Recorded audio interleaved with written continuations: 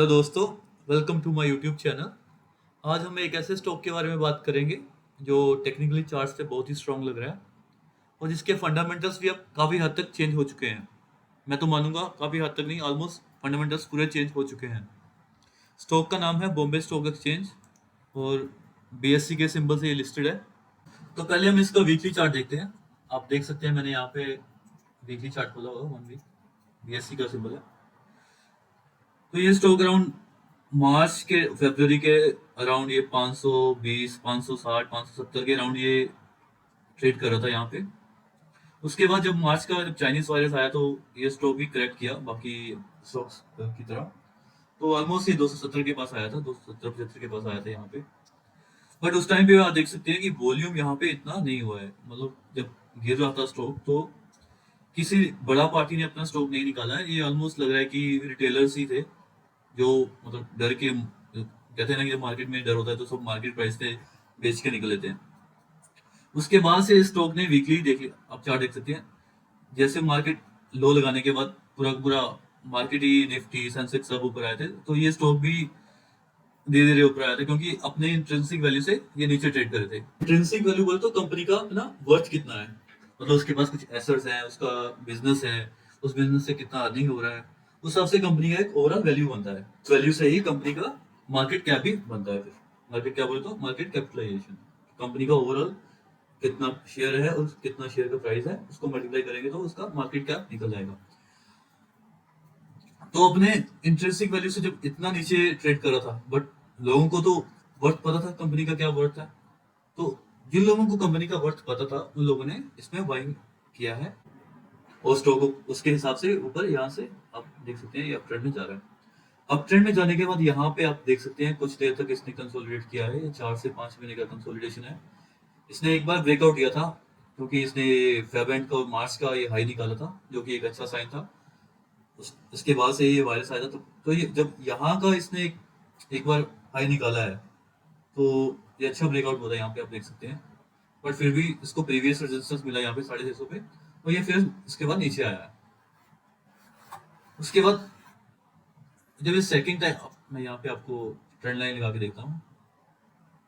हम मान के चलिए यहाँ पे ये नीचे आया वीकली। उसके बाद जब ये फिर से यहाँ पे ब्रेकआउट देने की कोशिश कर रहा है प्रीवियस हाई को, तो मैंने कुछ लगभग 605 और 607 के राउंड मैंने भी रिकमेंड किया था कि ये स्टॉक मुझे अच्छा लग रहा है।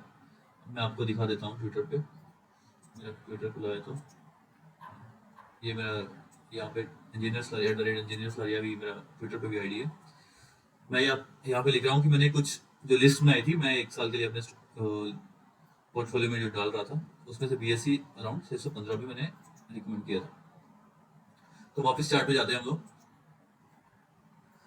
तो फिर जब यहाँ से एक बार ब्रेकआउट हुआ तो जब इसने 650 का जो बड़ा रेजिस्टेंस यहाँ से निकाला, तो आप देख सकते हैं यहाँ पे बिल्कुल ही यहाँ से गोली हो गया है शेयर।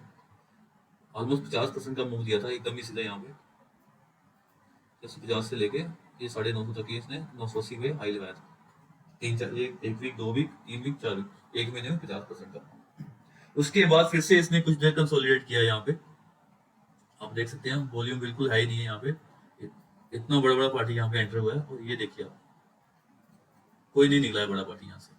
सब जिसने थोड़ा बहुत एक ऑफ टाइम प्रॉफिट कमाया वो यहाँ से निकल गया है। उसके बाद फिर से इस स्टॉक ने जो रैली दिया है लगभग 900 से 870 से लेके सीधा ये स्टॉक 1200 के राउंड लगा के आया था।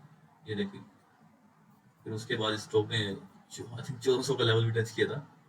मैंने इस जगह भी जब कंसोलिडेट हो रहा था मैंने इस जगह भी स्टॉक पे एडिशन किया था अराउंड 920 930 के राउंड। मैंने ट्विटर पे भी डाला था। ये देख सकते हो BSc good time to add now. ये 20 डेमो पे मैं आपको डेली चार्ट भी दिखाऊंगा। मैं कैसे 20 मैं डेली चार्ट भी देखता हूँ, वीकली चार्ट भी देखता हूँ। तो 20 डेमो के राउंड ये स्पॉट भी ले रहा था। वॉल्यूम भी रिड्यूस हो रहा था नीचे यहाँ पे, तो मैंने मेंशन किया था कि यहाँ से यहाँ तक ये वॉल्यूम रिड्यूस हो रहा है, तो कोई बड़ा पार्टी यहाँ से नहीं निकले रहा। तो बीएससी भी इसमें एक बड़ा ट्रिगर था कि सीडीएसएल बहुत ज्यादा बढ़ रहा था क्योंकि नंबर ऑफ डीमैट अकाउंट्स हमेशा से बढ़ते जा रहे हैं। लास्ट के 1 साल से लगभग 2 करोड़ से ऑलमोस्ट 4-5 करोड़ हो गया है सीडीएसएल ये स्टेट डिपॉजिटरी के अकाउंट। तो बीएससी जो है 20% इसमें होल्ड करता है, तो अगर सीडीएसएल बढ़ेगा तो बीएससी की इन्वेस्टमेंट की वैल्यू भी बढ़ेगी। तो फिर से चार्ट पे आ जाते हैं हम लोग। सॉरी, ये दूसरा चार्ट है। तो इसके यहाँ पे जब ब्रेकआउट हुआ ये वीकली वाला, तो ये कैंडल बहुत ही स्ट्रॉन्ग कैंडल बना था। उसके बाद मैं आपको दिखाता हूँ, जब ये मैंने इसको, मैं अगर इसको इधर लेके जाता हूँ, तो आप देख सकते हैं इसका प्रीवियस क्लोज हाई जो इसका है अराउंड यही है, कुछ 1115 के अराउंड, 1120 के अराउंड स्टॉक ने हाई लगा चुका है। अराउंड 1200 के अराउंड इसने पहले भी हाई लगाया था। जब इसने पहले हाई लगाया, ये देखो इस कैंडल का ब्रेकआउट इतना स्ट्रॉन्ग था कि इसने अपना ऑल टाइम हाई क्रॉस कर लिया था अच्छे से, बिल्कुल स्ट्रॉन्गली क्लोज किया है विद वॉल्यूम। फिर नेक्स्ट डे जो फिर से बढ़ा है, थोड़ा सा प्रॉफिट बुकिंग भी हुआ है। ये इसका इतना लंबा वीक से मैं समझ सकता हूँ कि ये कुछ बड़ा पार्टी भी यहाँ से निकला है। एक बार ये अपना ऑल टाइम हाई क्रॉस कर चुका है इतना स्ट्रांगली, तो इसमें बहुत अच्छा चांस मिल रहा है फिर से इन्वेस्ट करने का, क्योंकि ये ऑलमोस्ट 1400 से लेके वापस ये 1190 तक आया है। ये मुझे लगता है ज़्यादा से ज़्यादा 1130-40 इससे नीचे नहीं आने वाला है। मुझे तो डाउट है कि 1150 के भी ये नीचे आएगा।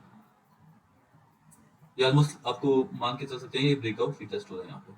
और इसका जब ये ब्रेकआउट जो हुआ है, ऑलमोस्ट 800 से 900 पॉइंट का ब्रेकआउट है। अगर मैं ऑल टाइम हाई से लेके जाता हूँ 1200 से ये 260 पे, तो इसका ऑलमोस्ट 900 पॉइंट की कम से कम रेंज बन रही है। और 1200 से 900 मैं लेके चलूँ, सिर्फ मैं नंबर के वैसे नोट इन परसेंटेज की बात करूंगा तो ये 3 गुना हो जाएगा यहाँ से। बट मैं अगर इसका ये ब्रेकआउट एक मेथड होता है कि कितना आगे बढ़ेगा, तो मैं 900 पॉइंट यहाँ से लेकर चलूंगा। अगर मैं यहाँ पे 1200 के ऊपर 900 पॉइंट लगाता हूँ तो ये टारगेट बन रहा है 2100-2200 के। 1200 के ऊपर तो 2100 टारगेट बन रहा है। बट ये स्टॉक निकालने वाला नहीं है, ये एक पोर्टफोलियो स्टॉक है। इसका एक बहुत बड़ा रीजन है।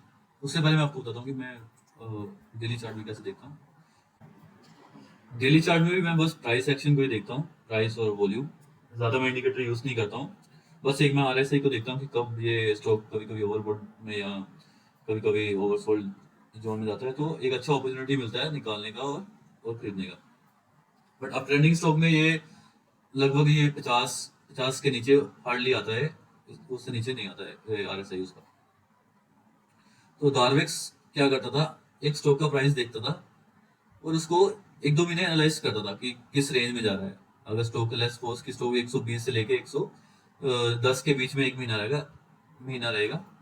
अगर जैसे ही वो 120 को क्रॉस करेगा तो वो उस टाइम पे खरीदता था। जैसे ये यहाँ से यहाँ कंसोलिडेट कर रहा है, फिर जब यहाँ से जब नीचे आया उसके बाद इसने यहाँ पे नहीं खरीदना है, उसको पता नहीं कि कितना नीचे जाएगा। उसने तभी खरीदना है अगर वो इस बॉक्स के हाई को क्रॉस करेगा स्ट्रॉन्गली। आप देख सकते हैं जब इसने हाई को क्रॉस किया तो यहाँ पे एक स्ट्रॉन्ग वॉल्यूम कैंडल क्रॉस किया था यहाँ पे। उसके बाद आप कैंडल देख सकते हैं कैसे बढ़ा है। ये 20 डेमो का नेक्स्ट भी आप देख सकते हैं यहाँ पे, जब ये यहाँ पे कंसोलिडेट कर रहा है इतना ब्रेकआउट होने के बाद ऑलमोस्ट 600 से ये 950% का, क्योंकि 50% का मूव एक महीने में मिलना, लेस देन इन 1 मंथ, बहुत बड़ी बात होती है स्टॉक मार्केट में। तो जब मिलने के बाद कुछ लोग तो निकलेंगे ऑब्वियसली, रिटेल तो इतना होल्ड ही नहीं कर पाएगा कि मैं 50% मिल जाए मुझे एक महीने में और मैं बैठा रहूँ वहाँ पे। तो बहुत सारे लोग यहाँ पे निकले भी हैं बट वॉल्यूम इतना नहीं हुआ है, तो ऑलमोस्ट ये रिटेलर्स ही हैं सारे। फिर उसके बाद फिर से ये बॉक्स बन रहा है यहाँ पे, और जब इस बॉक्स को इसने क्रॉस किया है, ये देखो यहाँ पे जब वापस जब रिटेस्ट कर रहा है ये वापस इसके नीचे अंदर नहीं आया है वापस। तो फिर यहाँ से इसने फिर से 900 से लेके 1400 तक गया है। फिर से ऑलमोस्ट ये 50% का मूव इसने फिर से यहाँ पे दिया है। अभी ये 50% के मूव देने के बाद वापस यहाँ से लेके यहाँ तक मूव देने का वापस ये थोड़ा करेक्ट हुआ है। डेली चार्ट देख सकते हैं, क्योंकि अभी इसका रिजल्ट भी आना था। कुछ लोग रिजल्ट के डर से भी, इतना बढ़ने के बाद अगर रिजल्ट थोड़ा सा भी खराब आता है तो काफी झटका लगता है। बट मुझे लग रहा है कि अब इस स्टॉक ने जितना गिरना था वो गिर गया। मुझे इसमें वॉल्यूम बिल्कुल ही नजर नहीं आ रहा है इसकी गिरावट में। अब देख सकते हैं हम बिल्कुल ना के बराबर वॉल्यूम हो रहा है। ये लास्ट के जो 5 दिन के कैंडल बने हैं, वॉल्यूम तो बिल्कुल ही, मैं कह रहा हूँ है ही नहीं वॉल्यूम यहाँ पे। तो मैंने रिसेंटली यहाँ पे भी मैंने ऐड किए हैं 1200, मैंने काफी शेयर्स ऐड किए हैं। मैंने आज ही इसमें 50 शेयर फिर से ऐड किए हैं 12 के 1210 के लेवल पे। तो मैं और इसमें ऐड करूंगा अगर मुझे 1160-70 के अराउंड फिर से मिल जाता है, तो मैं इसमें ओवर ऐड करूँगा, क्योंकि मैं इसमें काफ़ी लंबा लॉन्ग टर्म के लिए सोच रहा हूँ। मेरे होल्डिंग में भी ये कुछ 260 है, 85 मैंने रिसेंटली ऐड किए हैं इसमें, आई थिंक ये लास्ट फ्राइडे ही ऐड हुए होंगे 85, तभी ये ऐसे T1 दिखा रहा है। तो ये 260 प्लस 85 प्लस 50 मैंने इस अकाउंट में इतने हैं, प्लस 200 मेरे दूसरे अकाउंट में, तो मेरा साढ़े अराउंड 575 के अराउंड फर्स्ट बाइंग थी। उसके बाद मैंने अराउंड 900 के अराउंड फिर से मैंने ऐड किया, अब मैंने 1200 के अराउंड ऐड किया फिर से, तो इसका कुछ 862 एवरेज बन रहा है इसका, और ये कुछ 40% दिखा रहा है यहाँ पे, 38%। बीएससी के लिए आप देख रहे होंगे कि कितना कंपनी आजकल लिस्ट हो रहा है, बीएससी और एनएससी पे डेली कोई ना कोई आईपीओ आ रहा है, और कभी कभी तो एक हफ्ते में 3-4 आईपीओ भी आते हैं, एक्सचेंज हो। तो ये एक बहुत बड़ा ट्रिगर है। दूसरा ट्रिगर है कि लोगों का जो मार्केट पार्टिसिपेशन है बहुत ही ज्यादा बढ़ रहा है।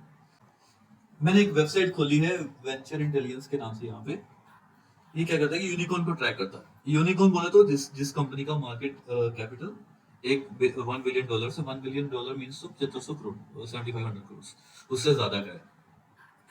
तो हम स्टार्टिंग से इसमें जाते हैं, तो इसमें हमें पता चलता है कि 2011 में सिर्फ एक कंपनी थी, 12 में एक आई थी फ्लिपकार्ट, फिर 13 में कुछ एक आई थी, 14 में ऐसे आप देख रहे हैं कि एक एक साल में दो या तीन धीरे धीरे बढ़ रहा है।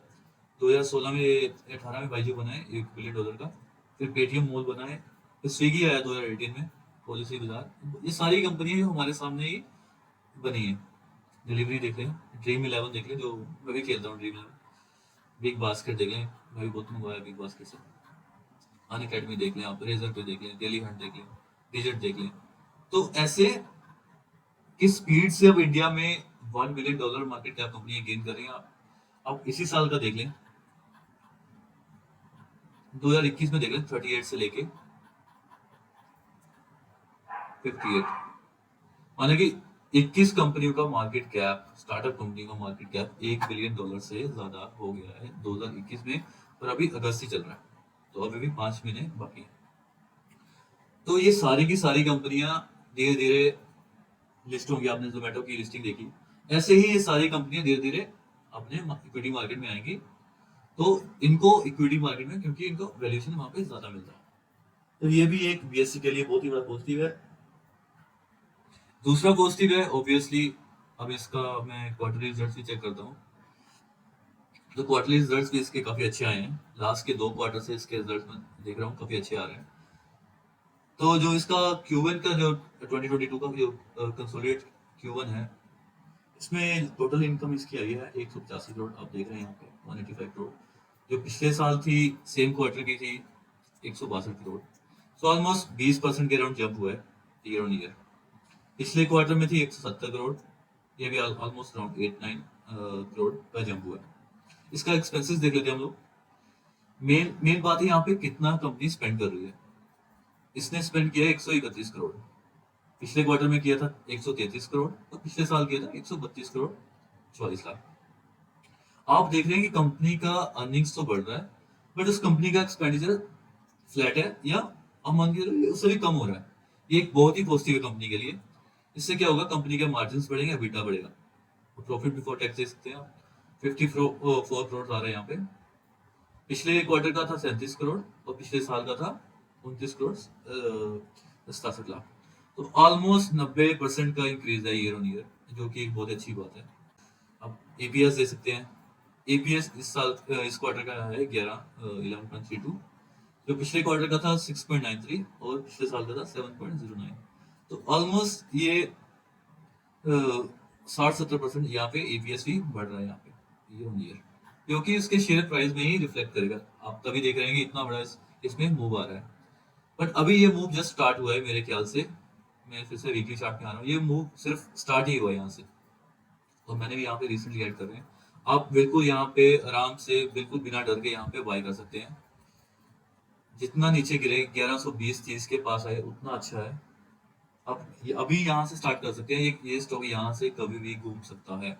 आजकल थोड़ा मैं देख रहा हूँ मिड कैप और स्मॉल कैप में थोड़ा सा प्रॉफिट बुकिंग हो रहा है, बट इनका टाइम वापस आने वाला है। स्मॉल कैप और मिड कैप का टाइम वापस आने वाला है, और खासकर बीएससी सीडीएसएल जैसे स्टॉक्स का, एक्सचेंज और जो भी डिपॉजिटरी के स्टॉक्स हैं, इनका टाइम अभी 3-4 साल का, ये कहीं नहीं जाने वाला है। तो अभी फिलहाल तो मेरा 6 महीने मान के चलो या 9 महीने मान के चलो, यहाँ से ये डबल होने बिल्कुल डबल होगा। 2100 2200 100% यहाँ पे आएगा आपको 6 9 महीने में। और अगर आप 3 4 साल रखते हैं तो ये आपको ये 6 7 गुना या 10 गुना भी दे सकता है। इतना इसमें इतना कैपेबिलिटी है इस बीएससी में।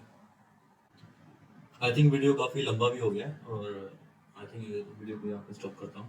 ये एक्चुअली मेरा पहला स्टॉक मार्केट में पहला वीडियो है।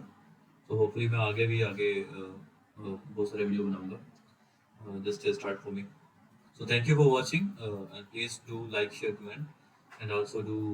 I think you can follow me on Twitter. मेरा ट्विटर आईडी मैं आप यहाँ पे आई थिंक मेंशन कर दूंगा वीडियो में। And please subscribe the channel. Thank you.